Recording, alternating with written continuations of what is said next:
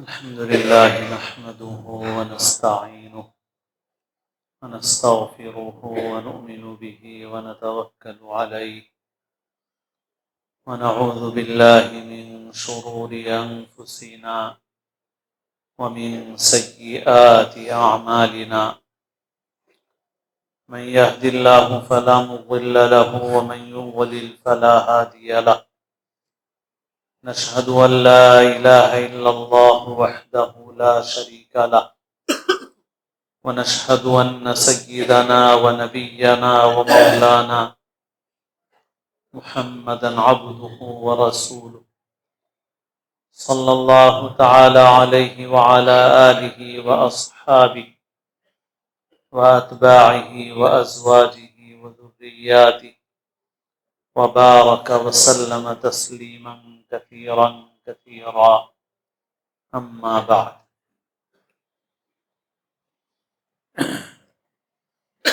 قابل احترام بزرگوں، عزیز دوستوں اور ساتھیوں،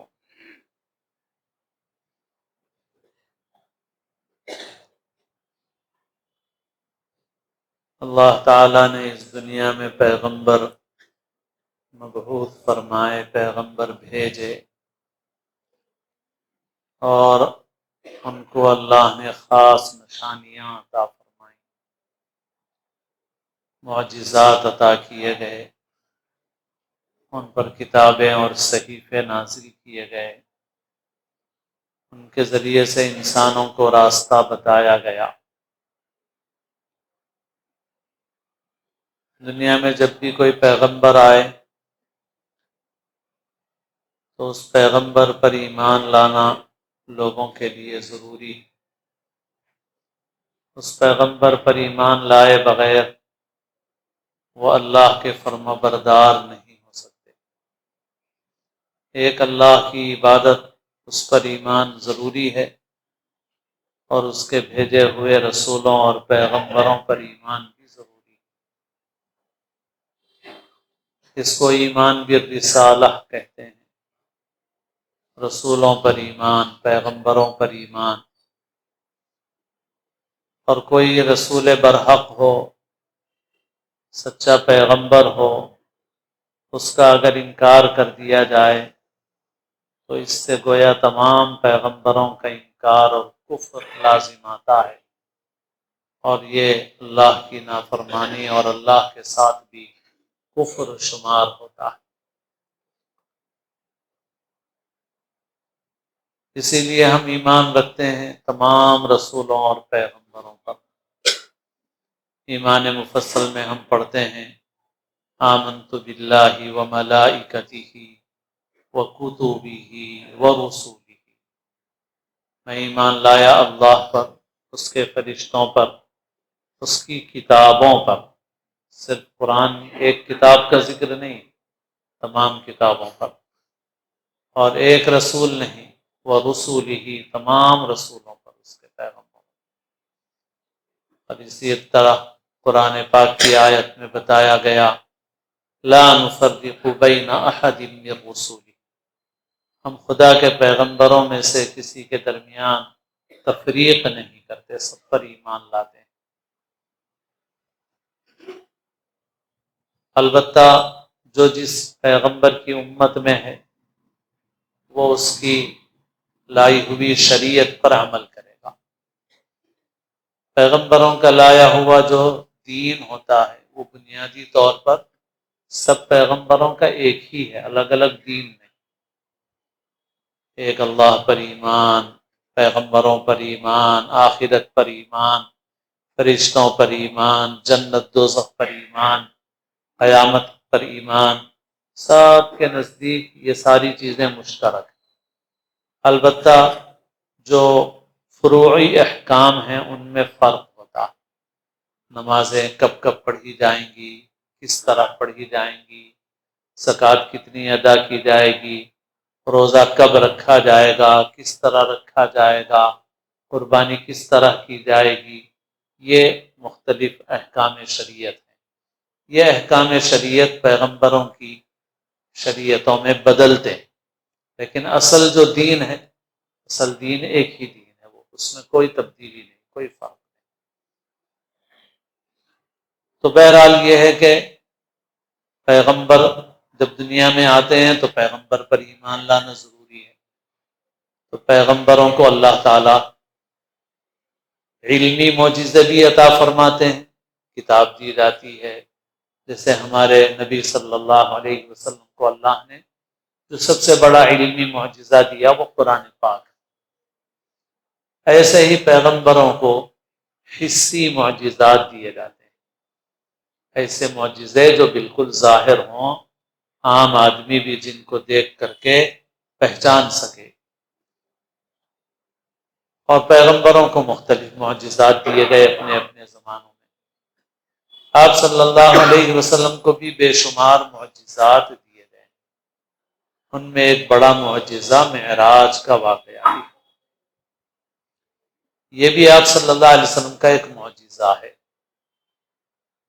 معجزہ اور کرامت دونوں میں ایک جو چیز ہوتی ہے وہ ایک ہی ہے، یعنی ایسی کوئی چیز ظاہر ہونا جو عادت کے خلاف، اس کو عربی میں خارق للعادہ کہتے ہیں۔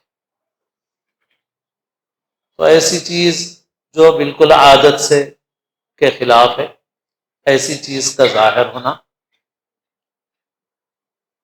اب جیسے آپ صلی اللہ علیہ وسلم رات کے کچھ حصے میں آپ بیت المقدس گئے، بیت المقدس سے آسمانوں پر گئے، وہاں سے پھر بیت المقدس آئے، پھر وہاں سے مکہ مکرمہ واپس آئے، تو ظاہر ہے کہ یہ عادت کے خلاف ہے، اس کو کہتے ہیں خارق عادت چیز۔ یہ چیز اگر نبی کے ہاتھ سے ظاہر ہوتی ہے تو اس کو معجزہ کہتے ہیں، اور اگر ولی کے ہاتھ سے ظاہر ہو تو اس کو کرامت کہتے ہیں۔ معجزہ ہو یا کرامت، کرنے والی ذات اصل میں اللہ کی ہوتی ہے، لیکن ظہور اس کا نبی کے ہاتھوں پر ہوا، اس کو معجزہ کہا جاتا ہے، اور کسی غیر نبی نیک صالح ولی کے ہاتھ پر ہوا تو اس کو کرامت کہا جاتا ہے۔ تو آپ صلی اللہ علیہ وسلم کے معجزات میں ایک خاص معجزہ معراج کا، آپ کا رات کے تھوڑے سے حصے میں بیت المقدس جانا اور وہاں سے ساتوں آسمانوں کی سیر پر جانا اور پھر واپس آ جانا آپ صلی اللہ علیہ وسلم کا۔ اس کو اسراء بھی کہتے ہیں، معراج بھی کہتے ہیں۔ اسراء کے معنی رات کے وقت لے جانے کے، رات کے وقت سفر کرانے کے۔ پارہ 15 کے شروع کی جو آیت ہے وہ اسی سے تعلق رکھتی ہے۔ سبحان الذی اسری بعبدہ لیلا من المسجد الحرام الی المسجد الاقصی، کہ اللہ کی ذات پاک ہے جو اپنے بندے کو رات کے ایک حصے میں اللہ تعالیٰ لے گئے مسجد حرام سے مسجد اقصی تک، رات کے تھوڑے سے حصے میں۔ تو یہ اس میں اسرا کا لفظ ہے، رات کے وقت لے جانا۔ معراج اس کے معنی ہے سیڑھی کے۔ اسرا اور معراج دونوں اس پورے واقعے کو بھی کہا جاتا ہے، اور یہ بھی ہے کہ مکے سے بیت المقدس کے سفر کو اسرا، اور بیت المقدس سے جو آسمانوں کا سفر ہوا اس کو معراج کہا جاتا ہے۔ آپ صلی اللہ علیہ وسلم کی مبارک زندگی میں یہ واقعہ کب پیش آیا، کون سے سال پیش آیا؟ تو اس میں سیرت لکھنے والے علماء کے مختلف اقوال ہیں، لیکن زیادہ راجح قول یہ ہے کہ جب مکے کی زندگی کے 10 سال گزرے تو اس کے بعد یہ واقعہ پیش آیا۔ مکہ مکرمہ میں آپ نے 13 سال گزارے اور مدینہ منورہ میں 10 سال گزارے آپ صلی اللہ علیہ وسلم۔ مکہ مکرمہ میں 13 میں سے شروع کے 3 سال آپ خفیہ دعوت دیتے رہے، علانیہ دعوت نہیں دیتے تھے، لیکن لوگوں کو چپکے چپکے پتہ چل رہا تھا کہ آپ صلی اللہ علیہ وسلم ایک راستے کی طرف بلا رہے ہیں، اور لوگ آہستہ آہستہ داخل ہو رہے تھے اسلام میں۔ پھر 3 سال کے بعد اللہ تعالیٰ کا حکم ہوا اور آپ نے صفا کی چوٹی پر چڑھ کر علانیہ اعلان فرمایا اور لوگوں کو دعوت دی۔ پھر اس کے بعد مکے والوں نے آپ سے کھلے طور پر دشمنی اختیار کر لی اور ایذا دینا شروع کر دیا، ستانا شروع کر دیا۔ جس پر جس کا بس چلتا تھا وہ اس کو ستاتا تھا۔ خاص طور پر جو ایمان لانے والے غلام تھے، کمزور تھے، ان کا مکے میں خاندان قبیلہ نہیں تھا۔ حضرت بلال ان میں تھے، حضرت خباب ان میں تھے، حضرت عمار تھے، حضرت یاسر تھے، حضرت سمیہ تھے، تو ان لوگوں کو زیادہ ستایا گیا۔ اور اس کے علاوہ بھی جو مکے کے یا عرب کے اور لوگ تھے، تو جس کی طاقت ہوتی، جس کا زور چلتا، وہ ظلم و زیادتی کرتا، ستاتا۔ خاندان والے بھی ستاتے، خود گھر کے لوگ ستاتے، ظلم و زیادتی کرتے، جیسا کہ ہوتا رہتا ہے۔ جب دنیا میں حق کوئی قبول کرتا ہے تو گھر کے لوگ بھی اس کے دشمن ہو جاتے ہیں۔ تو غرض یہ کہ طرح طرح سے مسلمانوں کو ستایا جاتا تھا، اور آپ صلی اللہ علیہ وسلم کو اس سے بہت تکلیف پہنچتی تھی۔ یعنی آپ کے ساتھ اگر کوئی برا سلوک کیا جائے تو اس کی تو تکلیف تھی ہی، مگر آپ کے اصحاب کے ساتھ جو سلوک ہوتا تھا تو اس پر بھی آپ صلی اللہ علیہ وسلم کو بہت شدید تکلیف ہوتی تھی۔ آپ صلی اللہ علیہ وسلم اسی طرح سے وقت گزارتے رہے، لیکن ان آزمائشی حالات میں اسباب کے درجے میں ظاہری طور پر کچھ لوگوں کا ساتھ تھا جو تسلی کا ذریعہ بنتا تھا، جن میں آپ کی زوجہ مطہرہ حضرت خدیجہ الکبریٰ رضی اللہ تعالی عنہا تھیں۔ وہ آپ کی غم گسار تھیں، آپ کا ساتھ دینے والی تھیں، بہت سمجھدار خاتون تھی۔ دنیا کی نیک خواتین میں سے ایک حضرت خدیجہ ہیں۔ حضرت خدیجہ، حضرت مریم اور حضرت آسیہ جو فرعون کی بیوی تھی، یہ وہ لوگ ہیں جو دنیا کی خواتین میں سب سے نیک خواتین ہیں۔ تو حضرت خدیجہ آپ کا ساتھ دیتی تھی۔ اسی طرح سے آپ کے چچا ابو طالب تھے، وہ ایمان نہیں لائے تھے، مگر چونکہ بچپن سے آپ کی پرورش ان کی نگرانی میں ہوئی تھی، تو آپ کو بھی ان سے تعلق تھا، ان کو بھی آپ سے تعلق تھا، اور باوجود اس کے کہ وہ ایمان نہیں لائے مگر آپ کی حمایت کرتے تھے، آپ کا ساتھ دیتے تھے۔ مکے کے لوگ بھی ابو طالب کی وجہ سے ڈرتے تھے، محتاط رہتے تھے، کیونکہ ان کو معلوم تھا کہ عرب میں ابو طالب کی بڑی عزت ہے، تو اگر ہم ان کے بھتیجے کے ساتھ کچھ ایسا ویسا معاملہ کریں گے تو پھر اس کا رد عمل ہو سکتا ہے، تو اس کا بہت لحاظ رکھتے تھے۔ لیکن یہ جو 10واں سال تھا، اس میں ان دونوں کا انتقال ہو گیا۔ حضرت خدیجہ کا بھی انتقال ہوا اور خواجہ ابو طالب کا بھی انتقال ہوا، دونوں اس دنیا سے رخصت ہو گئے۔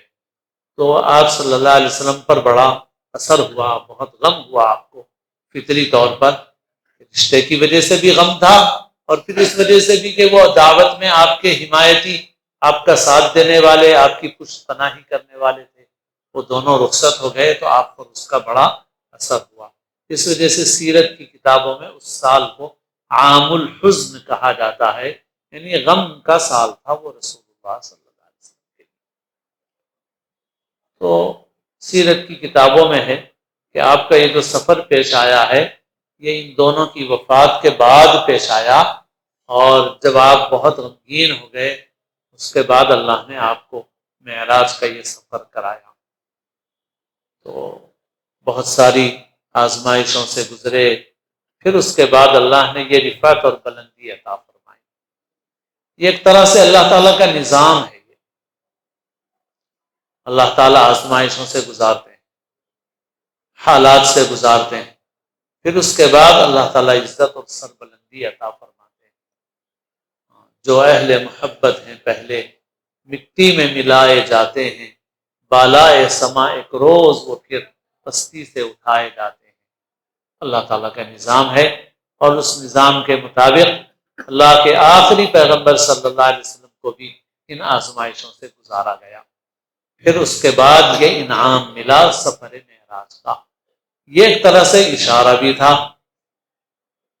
بشارت تھی، خوشخبری تھی، تسلی تھی کہ اب جو آزمائش کے حالات ہیں وہ حالات اب اپنی انتہا کو پہنچ چکے ہیں، اور اب اس کے بعد انعامات اور فتوحات کا دروازہ کھلنے والا ہے۔ اور اسی طرح سے آپ نے طائف کا بھی سفر کیا تھا، وہ بھی اس سے پہلے ہی ہوا تھا، اور وہ بھی آپ کے لیے بہت ہی غم کا باعث تھا، کیونکہ آپ صلی اللہ علیہ وسلم وہ ایک امید لے کر کے طائف گئے تھے کہ مکے والے مسلسل انکار کر رہے ہیں، شاید طائف میں کوئی ایمان لائے اور آپ کا ساتھ دینے والا وہاں پر کوئی تیار ہو جائے۔ مگر طائف کے لوگوں نے جو سلوک کیا وہ ہم سیرت کے تذکرے میں سنتے ہیں کہ انہوں نے نہ صرف آپ کا انکار کیا، آپ کا استہزاء کیا، مذاق اڑایا، اور آپ کے پیچھے اوباش قسم کے نوجوانوں کو لگا دیا جنہوں نے آپ پر پتھر پھینکے اور آپ کے جسم مبارک سے خون بہنے لگا، اور آپ صلی اللہ علیہ وسلم پھر طائف سے مکہ مکرمہ واپس آئے۔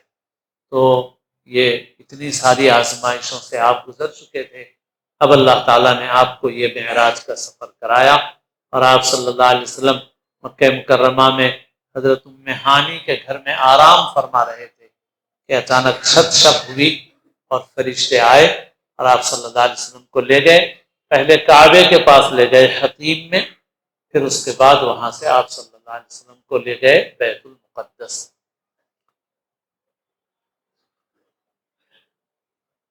شق صدر کا واقعہ بھی پیش آیا اس سفر کے آغاز سے پہلے، یعنی آپ کا سینے مبارک چاک کیا گیا۔ شق یعنی پھاڑ دینا، سینے کو چاک کر دینا۔ اس طرح کا واقعہ سیرت کی کتابوں سے معلوم ہوتا ہے کہ 4 مرتبہ پیش آیا آپ صلی اللہ علیہ وسلم کے ساتھ۔ ایک مرتبہ تو جب آپ دودھ پی رہے تھے حضرت حلیمہ سعدیہ کے پاس تھے، قبیلے بنو سعد میں، تو آپ کی عمر بہت کم تھی اور آپ اپنے دودھ شریک بھائی بہن کے ساتھ باہر تھے، بکریاں چرا رہے تھے، بکریوں کے ساتھ تھے کہ اتنے میں اچانک فرشتے آئے اور آپ صلی اللہ علیہ وسلم کو لے لیا اور آپ کے جسم مبارک کو سینے کو چاک کیا۔ تو وہ جو آپ کے دودھ شریک بھائی بہن تھے وہ گھبرا کر کے آئے حضرت حلیمہ کے پاس اور انہوں نے کہا کہ ہمارے قریشی بھائی کے ساتھ کوئی حادثہ ہو گیا ہے۔ تو حضرت حلیمہ اور ان کے شوہر پہنچے تو آپ صلی اللہ علیہ وسلم صحیح سالم تھے اور آپ نے بتایا کہ میرے ساتھ اسی طرح کا واقعہ پیش آیا ہے۔ پھر جب آپ کی عمر مبارک 10 سال تھی تو دوسری مرتبہ یہ پیش آیا۔ پھر تیسری مرتبہ جب پہلی وحی نازل ہوئی اس سے پہلے شق صدر کا واقعہ پیش آیا، اور چوتھی مرتبہ معراج سے پہلے۔ اور اس میں علماء نے حکمتیں لکھی ہیں۔ سب سے پہلے جو بالکل بچپن میں آپ کا شق صدر کیا گیا اور آپ کے دل کو نکالا گیا، اس میں سے کوئی چیز نکالی گئی، دل کو دھویا گیا اور پھر اس کے بعد دل کو سینے میں رکھ کے سینے کو برابر کر دیا گیا۔ تو آپ صلی اللہ علیہ وسلم کے قلب مبارک سے جو انسان میں، بشر میں اللہ نے جو معصیت کا، گناہ کا مادہ رکھا ہے، علماء نے کہا کہ وہ آپ کے جسم مبارک سے، آپ کے قلب اطہر سے وہ بالکل نکال دیا گیا۔ انبیاء سارے کے سارے معصوم ہوتے ہیں اور کبھی گناہ ان سے سرزد نہیں ہوتا، اللہ تعالیٰ ان کو معصوم بناتے ہیں۔ بہرحال آپ صلی اللہ علیہ وسلم کے ساتھ یہ ایک خاص معاملہ تھا اللہ تعالیٰ کا۔ پھر دوسری مرتبہ جب 10 سال کی عمر تھی تو اس وقت کیوں نکالا گیا؟ تو علماء نے لکھا ہے کہ لہو و لعب، غفلت والی چیزوں کی طرف جو انسان کا، یعنی گناہ نہیں ہوتے بعض کام مگر بیکار ہوتے ہیں، جیسے اب آج کل فون ہے تو فون میں بعض کام گناہ کے ہیں، بعض کام گناہ نہیں ہے مگر لغو ہے، لا یعنی ہے، لہو ہے، ایسی چیز ہے جو انسان کو غفلت میں ڈال دیتی ہے، اگرچہ کہ اس کو گناہ نہیں کہا جا سکتا۔ تو اب جب آدمی نو عمری میں ہوتا ہے تو آدمی ایسی چیزوں میں پڑتا ہے، جیسے نوجوان بچے ہوتے ہیں ان کا رجحان ایسی چیزوں کی طرف ہوتا ہے، تو آپ صلی اللہ علیہ وسلم کے قلب اطہر سے گویا اس کا مادہ بھی نکال دیا گیا کہ کسی لہو کی طرف آپ کے قلب کا میلان نہ ہو۔ پھر اس کے بعد پہلی وحی نازل ہونے سے پہلے شق صدر کیا گیا، گویا آپ کے دل کے اندر وہ قوت پیدا کی گئی کہ جو وحی کے بوجھ کو برداشت کر سکے، کیونکہ وحی کا زبردست بوجھ ہوتا تھا۔ پہلی مرتبہ بھی حضرت جبرائیل نے آپ کو کھینچا تھا، اور پھر اس کے بعد میں بھی جب وحی آتی تھی تو آپ صلی اللہ علیہ وسلم پر ایسا اثر ہوتا تھا کہ سخت سردی کے زمانے میں پسینہ نکلنے لگتا تھا آپ صلی اللہ علیہ وسلم۔ پہلی وحی جب نازل ہوئی تو اس کا بھی اثر یہ تھا کہ آپ کو یہ ڈر ہو رہا تھا کہ کہیں میری جان چلی جائے گی، اور حضرت خدیجہ سے آ کے کہہ رہے تھے حضور کہ مجھے ڈر ہو رہا ہے، لقد خشیت علی نفسی، مجھے اپنی جان کا ڈر ہو رہا ہے کہ شاید میری جان چلی جائے گی، میں نہیں بچ پاؤں گا، یہ آپ کہہ رہے تھے۔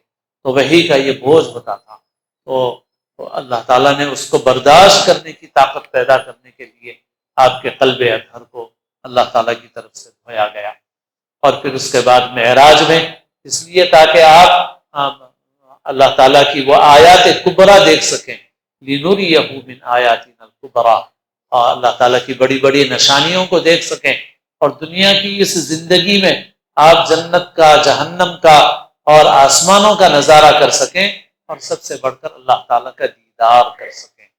اس کے لیے آپ کے قلب اطہر کو دھویا گیا، شق صدر کا یہ واقعہ پیش آیا، پھر اس کے بعد آپ کو ایک سواری پر لے جایا گیا۔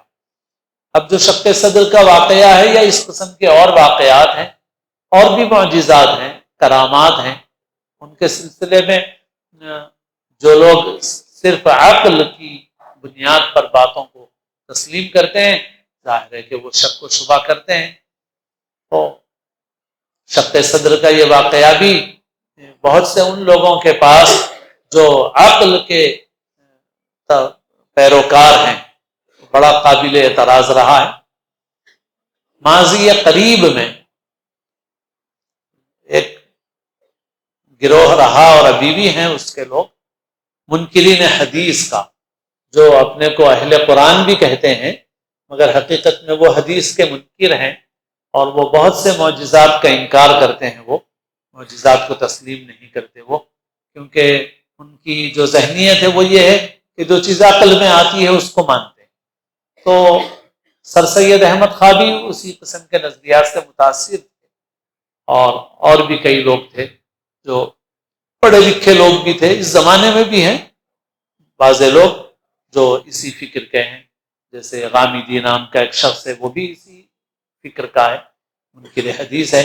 تو ان لوگوں کے نزدیک یہ بڑی قابل اعتراض بات تھی، اور وہ اس کی تعویلیں کرتے تھے، اور یہ کہتے تھے کہ بھئی یہ ایسی بے عقلی کی باتیں مت کرو کہ سینہ چاک کیا گیا، دل نکالا گیا، دھویا گیا، پھر سینے میں رکھ دیا گیا، دنیا ہنسے گی، لوگ کیا بولیں گے۔ لیکن عجیب بات یہ تھی کہ اسی دور میں یہ سائنسدانوں کے چاند پر جانے کا واقعہ رونما ہوا۔ اب وہ آج بھی سیارے چھوڑتے رہتے ہیں، اور مختلف ان لوگوں کی مہم چلتی رہتی ہے، اور بہت سی ترقیات کر لی ہیں، بہت سی کامیابیاں حاصل کر لی ہیں، سیارے فضا میں چھوڑ رکھے ہیں، اسی کے ذریعے سے یہ انٹرنیٹ چل رہا ہے، یہ سارا نظام چل رہا ہے۔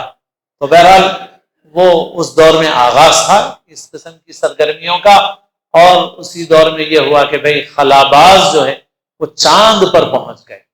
تو وہ طبقہ جو منکرین حدیث کا تھا، اور وہ طبقہ جو اس قسم کے معجزات میں شک کرتا تھا بلکہ انکار کرتا تھا اور اس کی تعویلیں کرتا تھا، اسی طبقے نے بڑی خوشیاں بھی منائیں، اور بہت ہی بغیر کسی تردد کے تصدیق کر دی کہ ہاں چاند پر خلاباز گئے ہیں، سائنسداں گئے ہیں۔ لیکن سوال آج تک یہ ہے کہ کیا یہ لوگ ان کے ساتھ گئے تھے؟ کیسے ان کو معلوم ہے کہ بھئی وہ گئے تھے؟ پتہ نہیں گئے بھی تھے یا نہیں گئے تھے۔ کسی کے کہنے پر آپ نے مان لیا نا، آپ تو گئے نہیں، آپ کو تو پتہ نہیں۔ اور آپ کو ایک ایسی چیز جو بظاہر عقل میں آنے والی نہیں ہے، اس کو قبول کرنا آپ کے لیے آسان ہو گیا، اس وجہ سے کہ آپ کو سائنسدانوں کے اوپر اطمینان ہے، ان پر یقین ہے آپ کو، تو ان کے جانے پر تو آپ نے بلا تردد آپ نے اس بات کو قبول کر لیا۔ لیکن اگر آپ سے یہ کہا جائے کہ خدا کے فرشتے خدا کے پیغمبر کو آسمانوں پر لے گئے ہیں، تو آپ کے نزدیک وہ چیز قابل قبول نہیں ہے۔ تو اس کا مطلب یہ ہے کہ دل میں بیماری ہے، اور دل میں روگ ہے، اور ایمان کی جو حقیقت ہے وہ دل میں پیدا نہیں۔ خیر یہ اس وقت کی بات تھی۔ اب تو ہم بتاتے رہتے ہیں بار بار کہ بھئی یہ آج بائی پاس سرجری اور دل کے آپریشن اتنے عام ہو گئے، اتنے عام ہو گئے، اتنے عام ہو گئے کہ وہ چیز جو ناقابل یقین تھی اب روز کا واقعہ بن گئی ہے۔ چند گھنٹے لگتے ہیں اور اس میں بھی جو ڈیولپمنٹ ہوتا جا رہا ہے، آگے بڑھتے جا رہے ہیں، پہلے جتنا ٹائم لگتا تھا اس سے کم ٹائم لگ رہا ہے اس کو زخم کے سوکھنے میں اور ریکور ہونے میں، ساری چیزوں میں بہت پہلے بہت کچھ۔ تو بہرحال یہ ہے کہ اب چند گھنٹے ہوتے ہیں اور چند گھنٹوں کے اندر ایک قصہ تمام ہو جاتا ہے، ایک آدمی کا سینہ کھولا بھی جاتا ہے اور پھر اس کے دل کو مشینوں سے جوڑ کے رکھا جاتا ہے، اس کی زندگی کو مشینوں سے جوڑ کے رکھا جاتا ہے، پھر اس کے دل میں پیوند کاری کی جاتی ہے اور رگیں جوڑی جاتی ہیں اور پھر ساری چیزیں کر کے پھر لپیٹ کے بند کر دیا جاتا ہے۔ تو بھائی جب ڈاکٹر یہ کر سکتا ہے تو کیا فرشتہ نہیں کر سکتا؟ کیا جبرائیل نہیں کر سکتے؟ کیا اللہ کا غیبی نظام نہیں کر سکتا؟ تو ظاہر ہے کہ آج اللہ نے ہمارے لیے ایمان کو آسان کر دیا۔ یہی نہیں، بہت ساری چیزیں سچ پوچھا جائے تو ہمارے جو بڑے تھے، جو بزرگ تھے، جو 100-200 سال پہلے گزر چکے، ان کا ایمان واقعی ایمان تھا کہ انہوں نے ایسی چیزیں آنکھوں سے کبھی دیکھی ہی نہیں تھی، مگر اس کے باوجود بھی ان کا یقین ہم سے زیادہ مضبوط تھا، ہم سے زیادہ مضبوط تھا۔ آج ہم آنکھوں سے دیکھ کے بھی ہمارا یقین اتنا مضبوط نہیں، اور آج بھی جیسے الحاد پھیل رہا ہے ایسے ہی عقل پرست لوگ ہیں جو خدا کا انکار کر رہے ہیں۔ ابھی جو ڈیبیٹ ہوا وہ تو سب کے درمیان مشہور ہے، مگر ہے ایک طبقہ ہے، اور افسوس یہ ہے کہ مسلمانوں کی اولاد میں ایسے لوگ پیدا ہو رہے ہیں، کیونکہ ہم نے جس تعلیمی نظام کے حوالے اپنی اولاد کو کیا ہوا ہے وہ تعلیمی نظام الحاد کی پرورش کرتا ہے۔ وہاں صرف ڈاکٹر اور انجینئر نہیں بنائے جاتے، وہاں فنون نہیں سکھائے جاتے، صرف وہاں تعلیم نہیں دی جاتی ہے، بلکہ منصوبہ بند طریقے سے یہ ایجوکیشن سسٹم ڈیزائن کیا گیا ہے اس طرح سے کہ اس سے پڑھ کے نکلنے والے کی ذہنیت یہ بن جاتی ہے کہ اس کا خدا پر ایمان اس کا باقی نہیں رہتا، اور وہ فطرت پر ایمان رکھتا ہے، نیچر پر ایمان رکھتا ہے، خدا پہ ایمان نہیں رکھتا۔ تو بہرحال اس کا نتیجہ ہے کہ مسلمانوں میں بھی ایسے لوگ پیدا ہو رہے ہیں۔ تو بہرحال جبکہ دوسری طرف دیکھا جائے تو جن کو اللہ نے توفیق دی، ایمان دیا، جن کو اللہ نے صحیح نظر دی ہے، ان لوگوں کا تجزیہ یہ ہے کہ آج سائنس خدا کے انکار کی طرف سے خدا کے اقرار کی طرف آ رہی ہے، یعنی سائنس مجبور ہو رہی ہے اس بات پر کہ وہ خدا کا اقرار کرے، خدا بیزاری سے خدا کے اقرار کی طرف آ رہی ہے، کیونکہ سائنس میں جیسے جیسے ترقی ہو رہی ہے تو جو چیزیں سامنے آتی جا رہی ہیں سائنسدانوں کے، اس سے جو واقعی دیانت دار ہے، جس کا ضمیر بیدار ہے، وہ یہ سوچنے پہ مجبور ہو رہا ہے کہ اتنا زبردست نظام یہ بغیر کسی پیدا کرنے والے کے پیدا نہیں ہو سکتا۔ اب ہمیں قرآن نے بتایا اور ہمارا عقیدہ بھی ہے کہ بھئی انسان کا سارا نامہ عمل محفوظ ہے، اور قرآن مجید نے اشارہ کیا کہ انسان کی گردن میں گویا چپ لگی ہوئی ہے، اور قیامت کے دن نکالی جائے گی تو وہ ایک پوری کی پوری فائل ہوگی۔ وَنُخْرِجُ لَهُ يَوْمَ الْقِيَامَةِ كِتَابًا يَلْقَاهُ مَنْشُورًا اقْرَأْ كِتَابَكَ كَفَىٰ بِنَفْسِكَ الْيَوْمَ عَلَيْكَ حَسِيبًا۔ اب سائنس یہ کہتی ہے کہ ڈی این اے ٹیسٹ جو ایجاد ہوا ہے تو اس میں انسان کا کہ جسم کا کوئی ذرہ مل جائے، کہیں کوئی مقتول ہو، اس کا پورا جسم ختم ہو گیا ہو، اور اس کی کوئی ہڈی مل جائے، اس کا کوئی گوشت مل جائے، گوشت کا کوئی ٹکڑا مل جائے، تو اس کو لیا جاتا ہے، اس کو لیبارٹری میں لے جایا جاتا ہے، پھر اس کو کھولا جاتا ہے تو اس کے اندر سے اس کی پوری فائل نکل جاتی ہے، اور اس فائل کے اندر اس کا پورا ریکارڈ ہے، اور سائنس یہ کہتی ہے کہ اس کے ڈی این اے میں اس کی فائل اتنی بڑی ہے کہ اگر کوئی سائنسداں اس فائل کو پورا پڑھنا چاہے تو اس کی زندگی اس کو پڑھنے کے لیے کافی نہیں ہو سکتی، تو لہذا اس میں سے صرف وہ چیپٹر نکالتے ہیں جو اپنے کام کے، اپنی ضرورت کے ہوتے ہیں۔ باقی جتنی فائل اس کے اندر محفوظ ہے، اگر وہ پوری فائل کو پڑھنا چاہے سائنسداں تو اس کی زندگی بھی کافی نہیں ہوگی، اتنی تفصیل اس میں موجود ہے۔ تو اب دیکھیے یہ چیز ایسی ہے کہ جس کو اللہ توفیق دے وہ خدا کے اقرار کی طرف آئے گا، خدا کے انکار کی طرف نہیں جائے گا۔ لیکن ہدایت اللہ تعالیٰ کے قبضے میں ہے، اللہ تعالیٰ جس کو چاہتا ہے ہدایت دیتا ہے، جس کو چاہتا ہے گمراہ کرتا ہے۔ بہرحال ہمارے لیے بھی بہت سبق ہے، اور پھر ہمیں اپنے بچوں کی تربیت پر بھی توجہ کرنے کی ضرورت ہے، اور پھر ہمارے ایمان کی بنیاد تو ایمان بالغیب ہے۔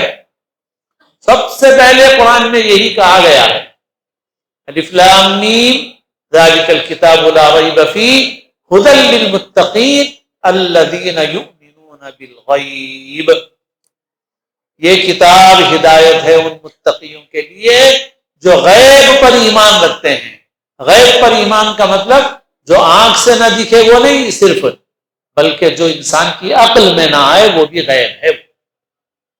تو سب سے پہلے مطالبہ یہی کیا گیا کہ اللہ اور اس کے رسول صلی اللہ علیہ وسلم نے اگر کوئی چیز بتائی ہے تو اس کو ماننا ہے بغیر دیکھے، چاہے وہ ہماری عقل میں نہ آئے تب بھی اس کو ماننا ہے۔ یہ واقعہ معراج بھی ایسا ہی ہے۔ اس واقعے کے متعلق بعض لوگوں نے یہ کہا کہ یہ واقعہ خواب میں پیش آیا، حقیقت میں نہیں پیش آیا۔ وہ بھی اسی وجہ سے جیسے شق صدر، بھائی عقل کے اعتبار سے کیسے اس کو ہم صحیح قرار دیں گے، لہٰذا اس کی کوئی تعویل کرو، لہٰذا واقعی معراج کی بھی تعویل کرو، اور یہ کہو کہ بھئی معراج کا واقعہ یہ حقیقت میں نہیں پیش آیا بلکہ خواب میں پیش آیا۔ لیکن ایسا نہیں ہے، حقیقت میں پیش آیا۔ اور اگر یہ خواب میں پیش آتا اور آپ صلی اللہ علیہ وسلم لوگوں کو بتاتے کہ رات میں نے خواب میں ایسا دیکھا ہے، تو آپ بتائیے کہ اس پر انکار کی نوبت ہی کیوں آتی؟ خواب میں تو کچھ بھی دیکھ سکتا ہے۔ آپ اگر دوسرے روز اٹھ کے صبح یہ فرماتے کہ آج رات میں نے خواب دیکھا ہے، اور خواب میں نے دیکھا کہ میں بیت المقدس گیا ہوں، میں آسمانوں پر گیا ہوں، تو خواب میں تو ایک عام آدمی بھی بہت کچھ کر کے آ جاتا ہے، تو اس پہ کوئی تعجب کی بات ہی نہ ہوتی، انکار کی کوئی نوبت ہی نہ آتی۔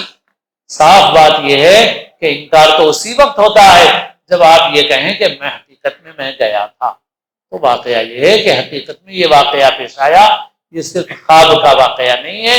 اور جس وقت یہ واقعہ آپ نے بیان کیا تو جو کمزور لوگ تھے وہ شک میں پڑ گئے کہ یہ کیسے ہو سکتا ہے، اور حضرت ابوبکر صدیق رضی اللہ عنہ کا ایمان ایسا مضبوط تھا کہ جب لوگوں نے جا کر ان سے کہا اس امید پر کہ یہ بات سن کے تو ابوبکر پھر جائیں گے آج، لیکن حضرت ابوبکر صدیق رضی اللہ عنہ نے پوچھا کہ کیا محمد رسول اللہ صلی اللہ علیہ وسلم نے یہ کہا ہے؟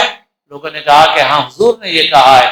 تو حضرت ابوبکر صدیق رضی اللہ عنہ نے کہا اگر حضور نے یہ کہا ہے تو میں تصدیق کرتا ہوں کہ یہ بات سچی ہے، میں تو روزانہ اس کی تصدیق کرتا ہوں کہ دن میں کئی مرتبہ ساتوں آسمانوں کے اوپر سے فرشتہ حضور کی خدمت میں ایک بار نہیں بار بار آتا ہے۔ جب روزانہ فرشتہ آ سکتا ہے تو اگر حضور آسمانوں پر تشریف لے جائیں تو اس میں تعجب کی کیا بات ہے؟ لہٰذا میں اس کی تصدیق کرتا ہوں۔ اسی وجہ سے حضرت ابوبکر رضی اللہ عنہ صدیق کہلائے۔ بہرحال آپ صلی اللہ علیہ وسلم کے لیے سواری لائی گئی براق، ایک تیز رفتار سواری تھی، جہاں تک نظر پڑتی وہاں تک اس کا قدم پڑتا۔ اب یہ براق، یہ سواری کیا ہے اس کی کوئی صورت ہم کو معلوم نہیں، اور پہلے بہت لگی بھی رہتی تھی، اب تو نظر نہیں آتی ہے، شاید کہیں کہیں لوگوں کے پاس ہو کہ جس میں براق کی ایک گھوڑے کی عورت نما تصویر بنائی جاتی ہے سفید، تو یہ سب خیالی اور من گھڑت چیزیں۔ باقی وہ سواری کیسی تھی نہیں معلوم ہم کو، باقی اس سواری کو سمجھنا اللہ نے آج ہمارے لیے آسان کر دیا، کیونکہ آج ہوائی جہاز ہے، آج ہیلی کاپٹر ہے، آج ہمارے لیے کوئی مشکل نہیں اس کو سمجھنا۔ اب آپ جیسے میں نے کہا کہ پہلے لوگوں کا ایمان تھا، ان کو کچھ سمجھانا پڑتا تھا کہ بھائی وہ ایک ایسی سواری تھی جو اتنی تیز رفتار تھی، تو لوگوں کو تعجب ہوتا تھا، لیکن ہمارے لیے تو کوئی تعجب کی چیز ہی نہیں رہی کہ بھائی مکے سے بیت المقدس تک تھوڑی دیر میں پہنچا جائے۔ آج تو سواریاں ایسی ہیں کہ ہم لوگ خود بھی سفر کرتے ہیں اس قسم کی سواری۔ بہرحال وہ جو بھی سواری تھی وہ اللہ تعالیٰ کی طرف سے بھیجی گئی، اور اس پر سوار ہو کر آپ بیت المقدس پہنچے، اور وہاں پر انبیاء کرام علیہ الصلوۃ والسلام جمع تھے۔ راستے میں آپ کا گزر حضرت موسیٰ علیہ الصلوۃ والسلام کی قبر کے پاس سے بھی ہوا، اور آپ نے ایک منظر دیکھا، اور آپ کو بتایا گیا کہ یہ حضرت موسیٰ ہیں اور وہ اپنی قبر میں نماز پڑھ رہے تھے۔ بہرحال مختلف مناظر دکھائے گئے اور مختلف حالات و واقعات آپ کے ساتھ پیش آئے۔ پھر آپ بیت المقدس پہنچے، وہاں پر انبیاء کرام کی آپ نے امامت فرمائی، نماز پڑھانے کا موقع تھا تو حضرت جبرائیل نے آپ کو بڑھایا، آپ نے نماز پڑھائی۔ اس سے یہ معلوم ہوتا ہے کہ آپ صلی اللہ علیہ وسلم امام الانبیاء ہیں، افضل الانبیاء۔ پھر آپ صلی اللہ علیہ وسلم کو وہاں سے آسمانوں کی طرف لے جایا گیا، اور وہاں سے جو سفر تھا وہ معراج کا سفر ہے۔ سیڑھی لائی گئی، اب وہ سیڑھی کیسی تھی، ظاہر ہے کہ ہم اس کو پوری طرح سے سمجھ نہیں سکتے، مگر یقین کرنا ہمارے لیے آسان ہے۔ اس زمانے میں جو سواریاں اب تیار ہو گئی ہیں ان کو اگر ہم دیکھتے ہیں تو اب بلڈنگ میں لگی ہوئی جو سیڑھیاں ہیں، اب سینکڑوں منزلیں وہ منٹوں میں طے ہو رہی ہیں، اور آدمی کو پتہ بھی نہیں لگتا۔ بیرون ملک جاؤ، مکہ مکرمہ جاؤ، حرم شریف کے سامنے کے ٹاور میں جاؤ، اور اس قسم کی بلڈنگیں ملائیشیا میں، دبئی میں، دنیا میں بنی ہوئی ہے جو تیز رفتار ہے۔ پہلے کا آدمی سوچ بھی نہیں سکتا تھا، پہلے کا آدمی تصور بھی نہیں کر سکتا تھا کہ ایسی سیڑھی ہو سکتی ہے، ایسی لفٹ ہو سکتی ہے، سوچ بھی نہیں سکتا تھا۔ آج ہم اس کے اندر خود سفر کرتے ہیں، اور جو اگر آدمی دوڑ کر بھی جائے تو پتہ نہیں کتنا وقت لگے گا، مگر آدمی منٹوں میں اور سیکنڈوں میں پہنچ جاتا ہے۔ تو بہرحال وہ سیڑھی لائی گئی اور اس سے آپ نے آسمانوں کا سفر کیا۔ مختلف انبیاء کرام علیہ الصلوۃ والسلام سے ملاقات ہوئی، حضرت آدم کا ذکر ملتا ہے، حضرت عیسیٰ کا، حضرت یحییٰ کا، حضرت یوسف وغیرہ کا۔ پھر ساتویں آسمان پر حضرت ابراہیم علی نبینا وعلیہ الصلوۃ والسلام، ان سب انبیاء سے حضور پاک صلی اللہ علیہ وسلم کی ملاقات ہوئی، مکالمہ ہوا، گفتگو ہوئی۔ اس گفتگو کا تذکرہ سیرت کی کتابوں میں ہے۔ پھر اس کے بعد آپ سدرۃ المنتہا پہنچے، اور پھر آپ اس کے آگے عرش تک پہنچے، اور وہاں اللہ تعالیٰ کے دیدار سے مشرف ہوئے، اور پھر وہیں پر اللہ تعالیٰ نے آپ کو جو خاص چیز عطا فرمائی آپ کے ذریعے آپ کی امت کو، وہ نماز ہے۔ سیرت کی کتابوں میں 3 چیزیں عطا کی گئی وہاں آپ صلی اللہ علیہ وسلم کو، ایک ہے نماز، اور ایک ہے سورہ بقرہ کی آخری آیات جن کی بہت بڑی فضیلت ہے، آمن الرسول سے اخیر تک، اور تیسری چیز فرمایا شفاعت۔ آپ صلی اللہ علیہ وسلم کو شفاعت کا اعزاز دیا گیا، اور آپ صلی اللہ علیہ وسلم کو یہ خوشخبری دی گئی کہ آپ کو اپنی امت کے لیے شفاعت کا حق دیا جائے گا، اختیار دیا جائے گا۔ اور وہ شفاعت کس کے لیے ہوگی؟ جو اس حال میں مرے کہ اللہ کے ساتھ کسی کو شریک نہ کرتا ہو۔ تو اس کا تفصیلی بیان قیامت کے تذکرے میں احادیث شریفہ میں موجود ہے۔ اللہ تعالیٰ جو ہے وہ مختلف اپنے نیک بندوں کو شفاعت کی اجازت دیں گے، اولیاء بھی ہوں گے، انبیاء بھی ہوں گے، اور سب سے بڑی شفاعت، شفاعت کبریٰ، وہ جناب رسول اللہ صلی اللہ علیہ وسلم کو حاصل ہوگی۔ پوری انسانیت کا حساب و کتاب بھی آپ کی شفاعت کے بعد شروع ہوگا، اور پھر اس کے بعد مختلف لوگوں کو دوزخ کی آگ سے نکالا جائے گا آپ کی شفاعت کی وجہ سے۔ پھر حدیثوں میں یہ بھی ہے کہ جب تمام انبیاء اور صلحاء شفاعت کے ذریعے سے ان لوگوں کو نکالیں گے جن کا ایمان کمزور تھا اور اپنی بدعمالیوں کی وجہ سے دوزخ میں گئے تھے، تو پھر کچھ ایسے لوگ ہوں گے جن کا ایمان اتنا مزمحل، اتنا کمزور تھا کہ اس کا ان کو بھی پتہ نہیں چل سکا۔ پھر اللہ تعالیٰ اپنے دست رحمت سے اللہ تعالیٰ ایک مخلوق کو دوزخ کی آگ سے نکالیں گے اور جنت میں داخل فرمائیں گے۔ تو بہرحال آپ کو 3 چیزیں دی گئی، نماز دی گئی، سورہ بقرہ کی آخری آیات کا تحفہ دیا گیا، اور آپ کو شفاعت کا اعزاز دیا گیا، اور یہ انعامات لے کر کے جناب رسول اللہ صلی اللہ علیہ وسلم وہاں سے واپس آئے۔ اور پھر بیت المقدس پہنچے، وہاں سے مکہ مکرمہ پہنچے۔ جب آپ نے بتایا کہ میں نے یہ سفر کیا ہے تو جو رد عمل ابھی ذکر ہوا وہ رد عمل ظاہر ہوا لوگوں کی طرف سے۔ ایمان لانے والوں نے تصدیق کی، انکار کرنے والوں نے جھٹلایا۔ پھر اس کے بعد آپ سے کچھ نشانیاں بھی پوچھی گئیں، مثلا یہ کہ سیڑھیاں کتنی ہیں، کھڑکیاں کتنی ہیں وغیرہ۔ تو روایات میں ہے کہ اللہ تعالیٰ نے آپ کے سامنے سے پردے ہٹا دیے، کیونکہ یہ چیزیں انسان کو یاد نہیں رہتی۔ انسان روزانہ جس مسجد میں آتا ہے اس کی سیڑھیاں بھی یاد نہیں رہتی انسان، تو ایک مرتبہ جائے گا تو کہاں یاد رہیں گی۔ مگر جب انہوں نے سوال کیا تو اب جواب دینا تھا، اللہ تعالیٰ نے درمیان سے پردے ہٹا دیے اور آپ نے ان کے سوالوں کے جوابات دیے۔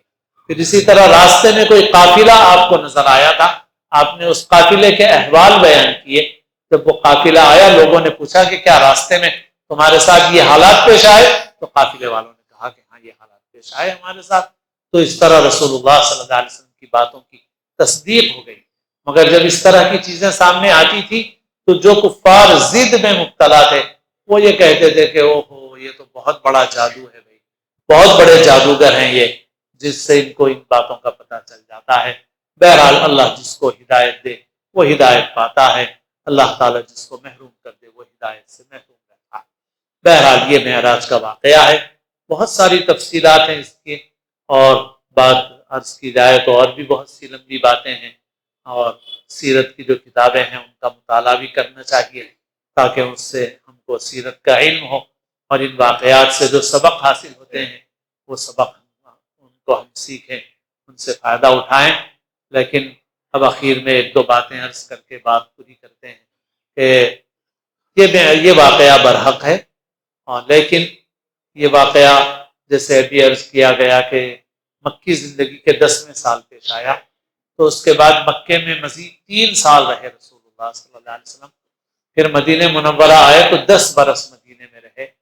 تو ان 12-13 سالوں میں کسی سال یہ نہیں ملتا کہ رجب کی 27ویں رات میں رسول اللہ صلی اللہ علیہ وسلم نے یا صحابہ کرام نے کوئی خصوصی اہتمام کیا ہو کہ آج شب معراج ہے، آج لیلۃ الاسراء ہے، آج 27ویں شب ہے، لہذا آج خصوصی طور پہ جاگ کے عبادت کرنا چاہیے یا کوئی کام کرنا چاہیے، ایسا کوئی تذکرہ ہمیں نہیں ملتا، بالکل نہیں ملتا۔ پھر اسی طرح آپ صلی اللہ علیہ وسلم کے بعد خلفائے راشدین کا دور ہے، خلافت راشدہ کے 30 سال ہیں، اور صحابہ کا پورا دور دیکھا جائے تو 100 سال کا ہے۔ یعنی آپ کے بعد دیکھا جائے تو جو آخری صحابی کا انتقال ہوا، اگر اس کو دیکھا جائے تو پورا 100 سال کا دور صحابہ کا دور سمجھا جا سکتا ہے کہ کوئی نہ کوئی صحابی، کم از کم ایک صحابی تو موجود تھا آخری 100 سال تک، تو پوری ایک صدی ہے۔ تو اس پوری صدی میں بھی کہیں ہم کو کوئی تذکرہ نہیں ملتا کہ شب معراج کے نام سے کوئی اہتمام کیا گیا ہو، کوئی رات منائی گئی ہو، کوئی خصوصی طور پر جاگنے کا اہتمام کیا گیا ہو۔ پورے 100 برس میں کوئی ثبوت نہیں ملتا، تو نہ آپ کی مبارک زندگی میں ملتا ہے، نہ آپ کے بعد صحابہ کے دور میں خلافت راشدہ میں کوئی ثبوت ملتا ہے۔ پھر اس کے بعد بھی تابعین اور تبع تابعین کا دور ہے، اور ہم لوگ تو اہل سنت والجماعت ہیں، اور ہم خیر القرون کو بڑی بنیاد مانتے ہیں۔ یعنی کوئی بھی عمل کہ بھئی یہ عمل صحیح ہے یا غلط ہے، تو جیسے قرآن میں دیکھتے ہیں، حدیث میں دیکھتے ہیں، ایسے ہی خیر القرون میں دیکھتے ہیں کہ خیر القرون میں کیا کیا جاتا تھا، کیا عمل کیا جاتا تھا۔ تو خیر القرون ہمارے نزدیک ایک دلیل ہے، ایک بہت بڑی بنیاد ہے، کیونکہ دین عملی شکل میں تھا، تو عملی شکل میں صحابہ میں کیسا تھا، تابعین میں کیسا تھا، تبع تابعین میں کیسا تھا، یہ ضرور دیکھا جاتا ہے اور دیکھنا چاہیے۔ تو اب اس کے بعد کا زمانہ جو تابعین تبع تابعین کا ہے، یہ بھی خیر القرون ہے۔ تو تابعین کے دور میں، تبع تابعین کے دور میں بھی ہمیں اس کا کوئی ثبوت نہیں ملتا کہ اس رات بہت اہتمام کیا جاتا ہو۔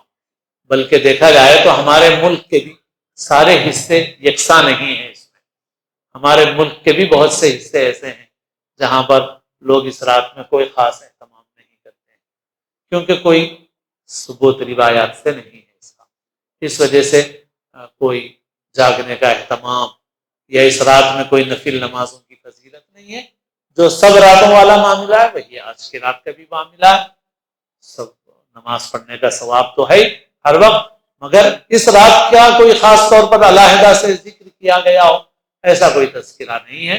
سب سے زیادہ تذکرہ شب قدر کا ہے، آخری عشرے کی طاق راتوں کا ہے، اور اسی طرح سے ذی الحجہ کی 10 راتوں کا ہے۔ صحیح احادیث میں ان راتوں کے فضائل مذکور ہیں، اور اسی طرح سے شب برات کا بھی ثبوت ہے۔ باقی یہ ہے کہ اس رات میں کوئی ایسا اہتمام ثابت نہیں ہے، اس وجہ سے جو ہے کوئی اہتمام کرنا مناسب نہیں ہے۔ بس آرام کریں اپنا، اور جو ہے عشاء کی نماز، فجر کی نماز جماعت کے ساتھ آج اور ہمیشہ نماز کا اہتمام کرنا چاہیے، نماز کی پابندی کرنا چاہیے۔ نماز بہت اہم چیز ہے، دین کا بنیادی ستون ہے، اور افسوس کہ آج امت اس نماز سے متعلق غفلت میں پڑی ہوئی ہے۔ امت کا بہت بڑا طبقہ ایسا ہے جو نماز کا اہتمام نہیں کرتا ہے، بہت کم لوگ امت میں نماز کی پابندی کرنے والے ہیں۔ اسی لیے حضرت شاہ عبد الغنی صاحب پھول پوری کی ایک بات ہم سناتے رہتے ہیں کہ حضرت فرماتے تھے اگر 51% مسلمان نمازی بن جائیں تو میں ذمہ لیتا ہوں کہ حالات تبدیل ہو جائیں گے۔ صرف 51%، تو اصل چیز تو فرائض کی پابندی ہے، نماز کی پابندی ہے، اور اس کا اہتمام کرنا چاہیے۔ اور ان مبارک راتوں میں افسوس یہ ہے کہ مسلمانوں نے چاہے آج کا موقع ہو یا شب برات اور شب قدر اور رمضان کی راتیں ہوں، اس کو عبادت سے کے موقع سے زیادہ کھیل تماشے کا موقع بنا دیا ہے۔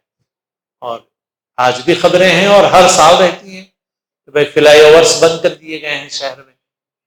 کیوں بند کر دیے گئے ہیں؟ کیونکہ ہمارے بچے سائیکل موٹر لے کے ریس کرتے ہیں اور زور زور سے آوازیں نکالتے ہیں، تکلیف پہنچاتے ہیں، تماشے کرتے ہیں۔ ظاہر ہے کہ ان چیزوں کا دین سے کوئی تعلق نہیں ہے، بلکہ دین کو بدنام کرنے والی چیزیں ہیں ایسی۔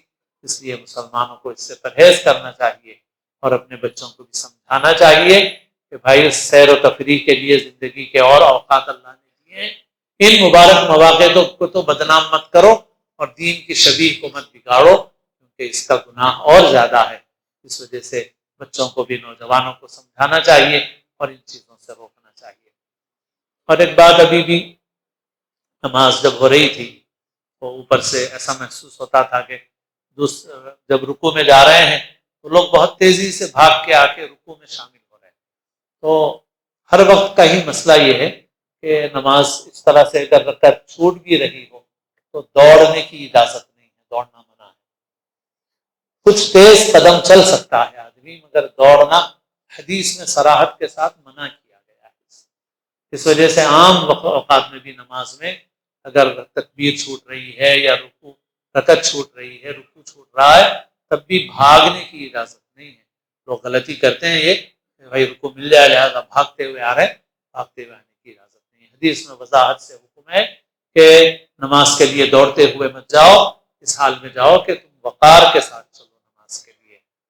علماء نے اس کی حکمتیں بھی بیان کی ہیں، تو بہرحال یہ حکم ہے۔ اس لیے اس طرح سے دوڑنا نہیں چاہیے۔ کسی بھی وقت اگر رکعت نہیں بھی مل رہی ہے تو ٹھیک ہے، چھوٹی بھی رکعت پڑھ لو، کسی قدر تیز قدم چل سکتا ہے آدمی، مگر دوڑنا درست نہیں ہے۔ اور پھر اسی طرح سے ایک بات، نماز کے دوران بھی کچھ گاڑیوں کے ہارن آ رہے تھے کہ بھئی ابھی بھی جمعہ میں، روزانہ مغرب میں، پورے رمضان میں ہم لوگوں کو تھوڑا اہتمام کرنا ہے گاڑیاں رکھنے کے سلسلے میں۔ بعض لوگ دیر سے آتے ہیں، اور دیر سے آ کے پہلے آنے والوں نے تو لائن میں گاڑیاں رکھ دی، اب دیر سے آنے والوں نے ادھر کی بھی لائن پوری ہے، ادھر کی بھی لائن پوری ہے، تو انہوں نے بیچ سڑک پہ گاڑی رکھ دی، آپ نماز کو آ گئے۔ تو کتنی تکلیف ہوتی ہے، غیر مسلم بھی گزرتے ہیں، ان کو بھی تکلیف ہوتی ہے۔ اور بعض وقت لڑائی جھگڑے تو اب تو خاص طور پہ مسلمانوں کی بستیوں میں تو زیادہ مشکل ہے، کیونکہ پارکنگ تو ہے نہیں مگر گاڑیاں بہت ہیں، تو وہ تو بہت بڑا جھگڑے کا موضوع بنا ہوا ہے، وہ تو جگہ جگہ۔ تو اب وہ بھی بعض وقت ایسا ہو بھی جاتا ہے کہ کچھ ویسے حالات پیش آ جاتے ہیں، تو اور ہم تھوڑی دور بھی پیدل نہیں چلنا چاہتے، حالانکہ پیدل چلنے میں تو جو اجر و ثواب ہے وہ تو مستقل ہے، وہ یعنی وہ ایک مستقل چیز ہے۔ آپ نماز سے متعلق جو احادیث شریفہ ہیں، ریاض الصالحین کے شروع میں حدیثیں ہیں اور بھی حدیث کی جو کتابیں ہیں، آپ نماز سے متعلق حدیثیں پڑھیے. اپنے گھر سے وضو کر کے چلتے ہوئے آنے پر ہر قدم پر گناہ معاف ہوتے ہیں، نیکیاں لکھی جاتی ہیں. یہ حدیثوں میں بہت صراحت سے. ایسے ہی جمعہ کے لیے بھی ہے. جمعہ کی فضیلت میں بھی یہ ہے کہ جمعہ کے اندر جو کام کرنے کے ہیں وہ یہ ہے کہ پیدل چلتے ہوئے جانا ہے. اب یہ کہ فاصلہ زیادہ ہے یا آدمی کمزور ہے تو ٹھیک ہے بھائی سواری استعمال کر لو، لیکن اگر آدمی صحت مند ہے، فاصلہ بہت زیادہ نہیں ہے، تو کوشش ہمیشہ بھی یہ ہونی چاہیے کہ بھائی یہ کام پیدل چلے. پیدل چلنے میں زیادہ اجر و ثواب ہے. تو بہرحال ہم پورا عمل نہیں کر سکے تو کم سے کم اتنا تو ہو کہ بھائی تھوڑے فاصلے پر گاڑی رکھ کے وہاں سے 1 کلومیٹر سے یا 800 میٹر سے تو نہیں آئے، آپ یہاں 100 میٹر سے تو آ جاؤ نا کم از کم. پیدل اتنا بھی نہیں کر سکتے کہ 100 میٹر ہی چلو، ذرا پیدل آ جاؤ. یہ 100 میٹر بھی آپ پیدل نہیں چلیں گے، آپ بالکل بیچ راستے میں گاڑی رکھیں گے اور نماز پڑھیں گے. اگر کبھی بہت ایسا ہو جائے، بہت ہنگامی اس میں، تو بھی آپ کو سلام پھیرتے ہی باہر جانا چاہیے. کیونکہ بعض لوگ میں دیکھتا ہوں رمضان میں بھی کہ بھئی مغرب میں آئے، دیر سے آئے، راستے میں بیچ سڑک پہ گاڑی رکھی، اب یہاں نفل تلاوت کرتے بیٹھے گئے اور وہاں بیچ سڑک پہ گاڑی رکھی. دونوں لائن کی بھی گاڑیاں چلی گئی ہیں اور آپ کی گاڑی بیچ میں ہے. ادھر ادھر کی لائن کی بھی گاڑیاں سب نکلے، پہلے آئے تھے وہ چلے گئے، آپ بعد میں آئے، اب آپ بعد میں آ کے آپ تلاوت کرتے بیٹھ گئے. یہاں پہ آپ تلاوت کرتے بیٹھے گئے، درمیان میں گاڑی رکھی. اور ویسے بھی سنتیں گھر پہ افضل ہیں، لیکن جس کی سنتیں خطرے میں پڑتی ہوں تو اس کو مسجد میں پڑھنا چاہیے. لیکن الحمدللہ رمضان میں تو ہم لوگ سبھی اہتمام کرتے ہیں. تو جب رمضان میں ہم یہ سچویشن دیکھیں، صورتحال دیکھیں کہ بھئی یہ گاڑیوں کی زیادتی کی وجہ سے لوگوں کو تکلیف ہو رہی ہے، تو اس وقت اور اہتمام سے ہم یہ کریں کہ ہم اپنی گاڑی لے کے چلے جائیں، اپنے گھر پہ اطمینان سے نوافل پڑھیں، سنتیں ادا کریں، نوافل کا اہتمام کریں. تو غرض یہ کہ اس کا اہتمام کرنا چاہیے. گاڑیاں رکھنے میں بھی ترتیب کا لحاظ کہ بھئی ترتیب سے گاڑیاں رکھو، دیوار سے لگا کے رکھو. ہاں، دیوار سے فاصلہ کر دیتے ہیں، سب گاڑیاں لگی ہوئی ہیں دیوار سے اور ایک اتنی باہر نکال کے رکھ دیتے ہیں کہ بس اس کی وجہ سے ٹریفک رک جاتی ہے. بار بار ایسی تکلیف ہوتی رہتی ہے. ہم لوگوں کو اس کا بہت خیال رکھنا چاہیے، بہت اہتمام کرنا چاہیے. اور جیسے میں نے عرض کیا کہ جب بالکل تنگی ہو جائے تو تھوڑے فاصلے پہ رکھ دو گے گاڑی، اور چند میٹر سے ہی تھوڑا سا پیدل آ جاؤ، تاکہ پیدل چلنے کا بھی کچھ ثواب مل جائے اور ہماری وجہ سے کسی کو تکلیف نہ ہو. اور جس وقت ایسی صورتحال ہو تو ہم سنتوں کو گھر میں ادا کر لیں نماز سے فارغ ہونے کے بعد. یا پھر یہیں پڑھنا بھی ہے اور گاڑی درمیان میں رکھے ہوئے تھے، آ گئے تو جاؤ، جا کے گاڑی کو اپنی بازو سائڈ میں لگا کے آ جاؤ. آگے عشاء تک بیٹھنا، عشاء تک بیٹھو بھائی، آرام سے بیٹھو، آپ بیٹھو. مگر یہ لحاظ ہونا چاہیے. دین نے ہم کو سکھایا یہ سب چیزیں، دین کی تعلیم ہے، مگر افسوس کہ ہم اس کے اوپر عمل نہیں کرتے. پونا میں بہت بڑا جھگڑا میں نے خبروں میں پڑھا رمضان میں. اور جھگڑا کس وجہ سے کہ وہ جو بعد میں آنے والا ہے وہ اس پر مصر ہے کہ میں گیٹ کے اندر ہی گاڑی لاؤں گا. باہر کی پوری پارکنگ بھر گئی اور اس کا نتیجہ یہ ہوا کہ وہاں کئی جمعہ ہوتے تھے، ان لوگوں نے اعلان کر دیا کہ ایک ہی جمعہ ہوگا. تو بہرحال ہماری غلطی کی وجہ سے کتنا دوسروں کو تکلیف ہو جاتی ہے، خیر سے محرومی ہو جاتی ہے.